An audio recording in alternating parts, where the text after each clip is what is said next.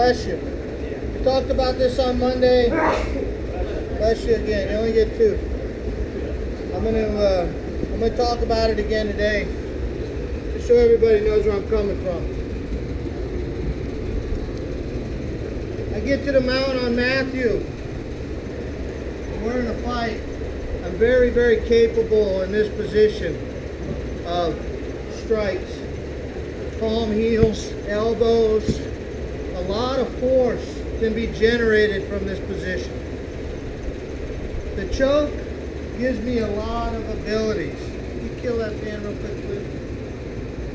The choke is as nice as could be, but it's also as dangerous as it could be. There's a switch right there on the back. So sometimes I get spoiled because I can choke the guy and end the problem very, very easily without a lot of duress on everybody. But sometimes I don't get the back right away. And if I just started out, I'm not sure if I want to give up this position to try to go to the back and fall off. There's a lot of nuances that start to come into play. Matthew gets in a fight with me over the Slurpee, right? And I end up choking him. That's his fault. We talked about the repercussions with the choke. I get Matthew now in this position here, and I have control of him. And I want to settle him down a little bit, and I want to do something about it. So I smack him. Smacks are loud. Impresses the crowd. Ooh. Everybody hears it. His face turns red. Stings. He gets embarrassed. But then tomorrow the red spots go away. And it's only his ego that's suffering a little bit. I start smashing Matthew with my fists. And I start breaking things. Nose is broke. Cheekbones start to crack. Eyes swell up. Gums. Lips into the teeth. My knuckles on his forehead. My knuckles on the ground if I miss. Swell and bruising. I decide elbows. Now his cheek collapses and caves in. His teeth disappear. His jaw is broken. Police show up. What happened? There's only one Slurpee left. And he kicked me in the groin over it, and I couldn't get away, so I took him down on the ground and smacked him a couple times to talk about it. Same story, I took him down, I pounded his face in. Same story, I elbowed him. So now he needs reconstructive surgery. So I've got to be careful. Because I'm capable of it doesn't mean I should do it.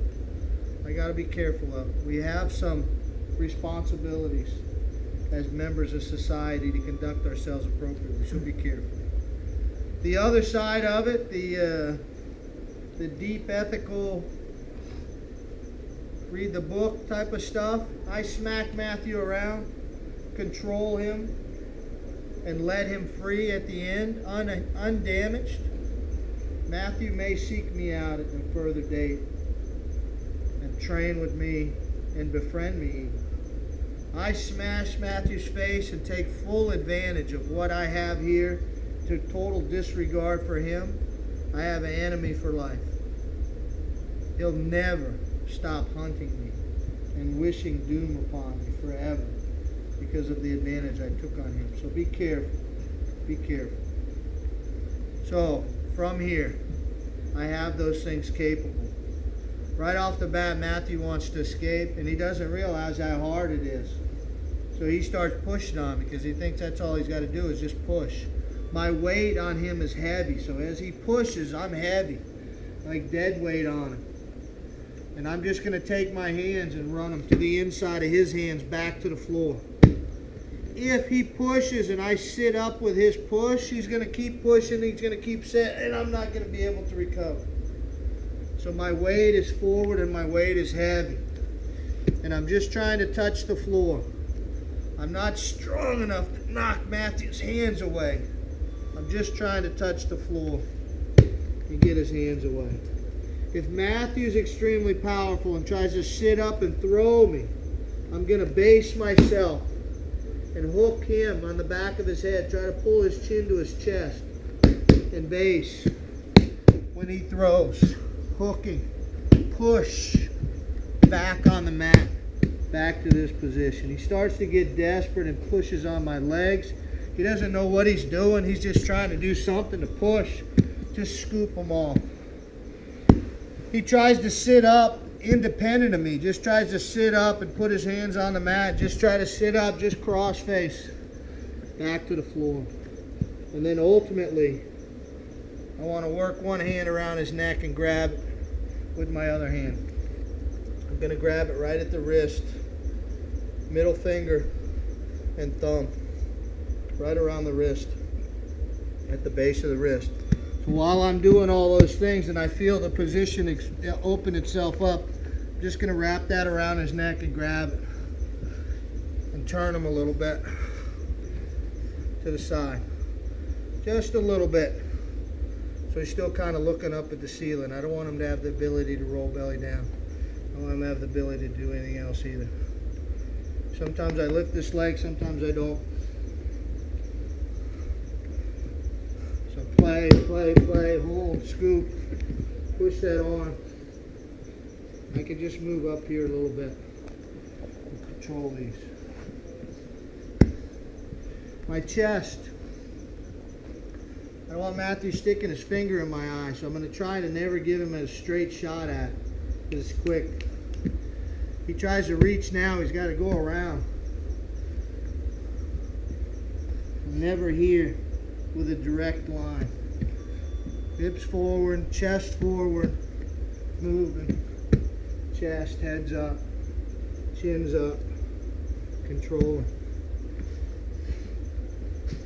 You get somebody like this for real, the first 20 seconds, first 5 seconds is kind of mellow. Like, all right, I can get this guy off me. And then they start going, wait a second. And then they freak out, like somebody hit them with a taser, and they start going ballistic. Foam coming out of their mouth. Keep your cool. Keep your cool, hold that position. They start freaking out. Nobody likes to be pinned down against their will. Calm. Talk to them. Calm down. Calm down. Even more. Calm down. You ain't going nowhere. Nothing's going to happen until I allow it to. Calm down. If you let them go at that point, it's going to be on. It's going to be on. Hold them and pin them and control them and let all of that seep out of them before you even think about letting them go. Talk to them, calm them down. But it's going to be spastic. It's going to be spastic. So let's play that a little bit.